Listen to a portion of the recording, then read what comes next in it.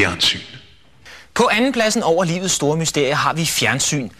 For hvordan kan det være, at de præcis kan forudse, hvad det er, vi gerne vil se? Først var det kendte mennesker, så blev det almindelige mennesker, så var det almindelige mennesker, der bliver skilt, så var det psykisk udviklingshæmmede, som interviewede kendte og almindelige mennesker. Og så blev det tykke mennesker. Og de er allerede nu klar ved det næste koncept. Det er torsdag morgen. Ralf er nervøs. Han har ikke været til kontrol i en måned. Det har været jul, og Ralf er bange for, at det vil kunne ses ved kontrollen. Hej, Ralf. Hej. Nå, skal vi til det? Ja. Ja, så kom herop.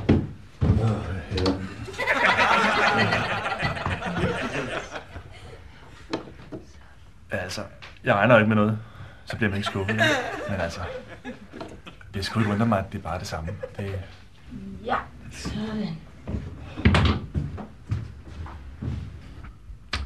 Ralf, sidste gang vi målte dig, der var du 2,2 meter. I dag er du 2,2 meter, så du er altså ikke blevet lavere. Okay. Men jeg er heller ikke blevet længere, så. Nej, det er du ikke. Altså, jeg vil jo gerne smide en 10-20 centimeter, ikke? Men det er meget svært. Det er det altså. Ralf har været på højskole for at blive kortere, men det gik ikke. Det kunne jeg godt have sagt mig selv. Jeg blev ikke 1 centimeter kortere af at være på den højskole. Næsten tværtimod. Men altså, så mødte jeg nogle mennesker, der har det ligesom mig, ikke? Og det er jo også vigtigt.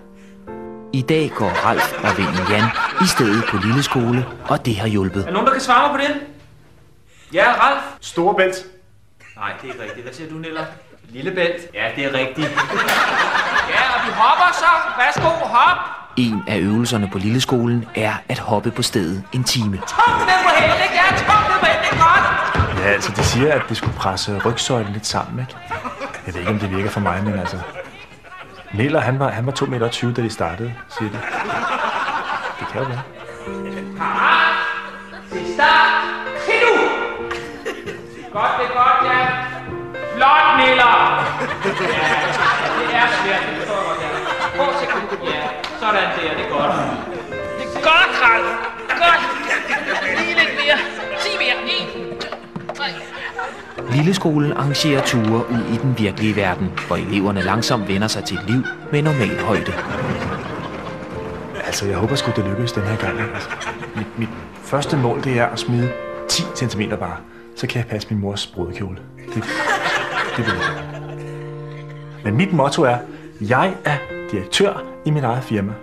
Eller jeg er på kontoret. Men mit motto er, jeg tager 1 dag i gangen. Og 3 i stuen.